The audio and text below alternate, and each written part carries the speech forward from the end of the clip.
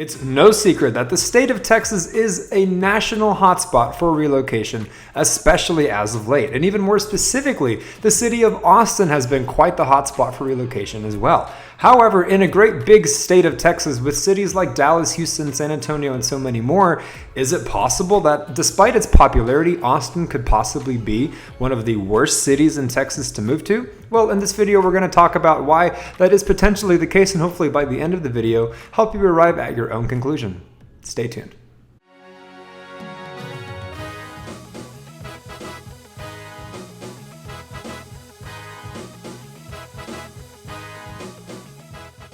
Hey again, everybody. This is Frank with the Living in Austin group at eXp Realty. Every week we put out new content about living in Austin, Texas, the good and the bad, so consider subscribing if you haven't already and ring that little bell to get notified anytime we put out a new video. We also love the reach outs we get now all the time from people just like you in need of our help when relocating to Austin, Texas. So keep them coming. Don't hesitate. Whether you're 9 days away or 90, reach out to our team. Whether you shoot us a text, send us an email, give us a call any day of the week, any time of day.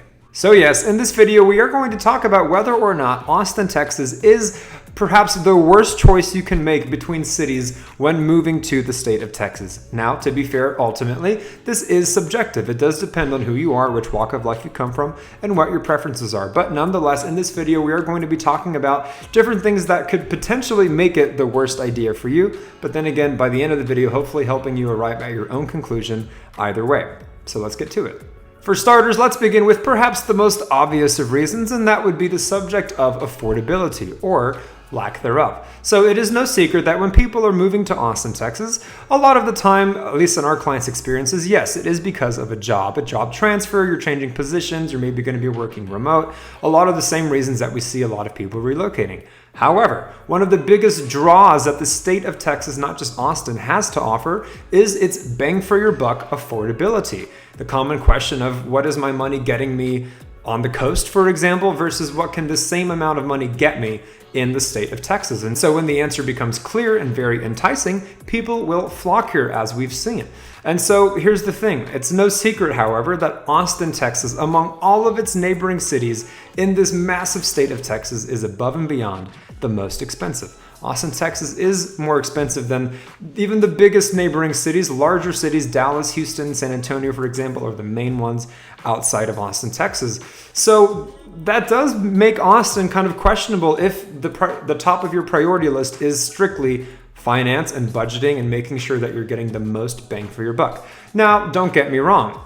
The greater Austin area is going to be a bit deceivingly more affordable than Austin proper, than the city limits of Austin, Texas. And so, for example, if you're looking at the city of Austin with a median home price of over $600,000, rest assured the greater Austin area, the surrounding towns and suburbs and cities close enough to it but outside of the city limits, can be more affordable. Now, don't get me wrong, if you're looking at Bee Cave or Lakeway or the West Lake Hills, for example, that is going to be prime luxurious real estate, easily from 7, 8, and 900,000 as well into the millions, right? But then you have other places outside of the city like Manor or Elgin or Buda or Kyle or even Round Rock or even Leander that are going to have median home prices that could be as low as the mid 300s, easily into the 4s. And then of course, on average, you're going to find about $500,000 for a lot of those suburbs. So don't get me wrong. Yes, Austin, Texas is absolutely the most expensive option to live in the great state of Texas. Houston will be more affordable, Dallas, and so on, and so will their suburbs. But if you're eliminating Austin simply because you just assume you're priced out, I would encourage you to look into it or to contact us. But yes, nonetheless, a reason that might be the worst option for you or the worst city to choose in Texas is the lack of affordability. Up next, let's talk about crime. And so let's be honest here. Austin is not unique to have crime. Every place in the country, in the world, will have crime. And I'm not saying that Houston or Dallas or San Antonio are devoid of it by any means. Some people might even argue that some of the other cities in Texas have worse crime than Austin. However, the reason I bring this up regarding specifically Austin, Texas, is the fact that our crime here has, yes, it's been getting worse and worse and worse, like a lot of other places in the country. However, what makes Austin unique is the fact that the crime here is getting worse at such a rapid pace. aggravated assaults are up, burglaries are up, murders are up, shootings are happening downtown. Things that might be happening, yes, in the other neighboring cities, but just not at the same alarming pace, at least statistics-wise, crime reports-wise, articles and journalism you can read, that it's really just happening quicker and quicker. So much so that here, to be an Austinite, it is a talking point among locals. Like, what is going on? Yes, it's normal for crime to fluctuate, but for it to happen in such dramatic fashion is a little bit weary. That's why a lot of people who relocate to Austin are not really relocating to Austin. They're finding little pockets of towns and suburbs surrounding the city, all within maybe 30 minutes if you're commuting to either downtown or the tech hub. So that is something to keep in mind. Crime is just, I don't know, man. It's on your mind. You know, you're not sleeping with one eye open, but it definitely is a bit of a concern. In addition to crime, on a somewhat lesser note, homelessness is becoming a big issue here. There's been a lot of dialogue regarding the tents that people see, the panhandlers that are not just in the city, but even if you're in North Austin or Cedar Park, for example, nice safe suburbia, you're starting to see panhandlers in places that you didn't used to. So it's growing in the sense of it being not just a city urban thing. This is becoming a concern for a lot of people. Now, you might, on the other hand, not care about panhandlers or tents or homelessness.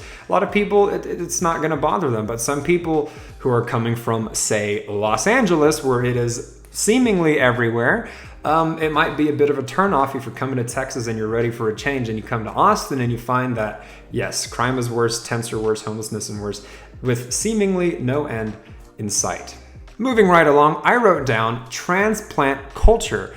And in case you didn't know, the term transplant often means someone who lives in a city that is not from that city. So for example, the two biggest transplant capitals in the country would be either Los Angeles for Hollywood or Manhattan. So Austin, Texas, I would argue more so than the rest of the cities in Texas, its neighboring large cities, is the hub for transplants. And don't get me wrong, I'm not saying that they're not going to Dallas, because they are. Don't get me wrong, I'm not saying they're not going to Houston or San Antonio, because they are. And yes, those places, because of their size, might have a larger population of people. So statistically, it might seem like they're getting more transplants if we're talking numbers.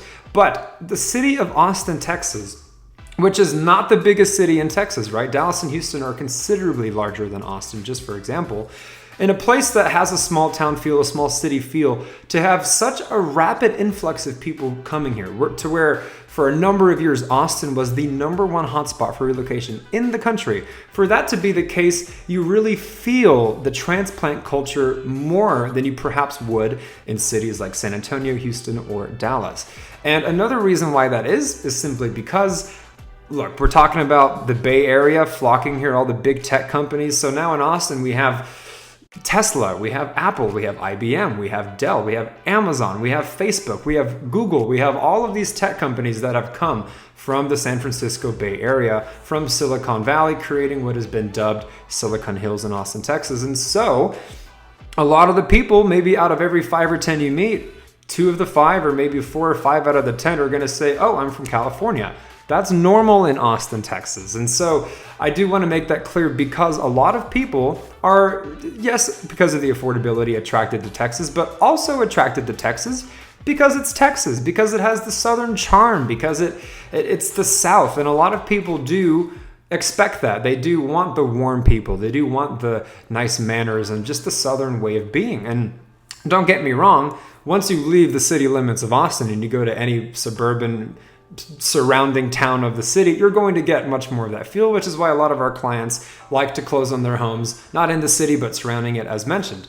But yes, if you're going to be spending time in the city, expect it to have a culture of transplants, a culture of people that are just not from here, which makes it, in a way, less Texan because of its people than perhaps, I would argue, Houston, Dallas, or San Antonio, which, yes, have their own influx of people, but because of their size and their culture, might be able to mask it, or it just might not stand out as much. So that might be a reason for you, depending on who you are, to not come here if you're seeking something that's more Texan. Austin, in that case, might be the worst choice. Now, real quickly, before moving on, let us know your thoughts in the comments down below. If we've been providing any value for you, consider liking the video as it helps our channel grow. Remember to subscribe, and lastly, share our content with anybody you know who's wanting to learn more about living in Austin, Texas. All right, up next, piggybacking a little bit on our previous subject, I'm going to talk about the traffic in Austin, Texas. And ever so briefly, there's not a whole lot to say about it, just the fact that it's getting really bad, right?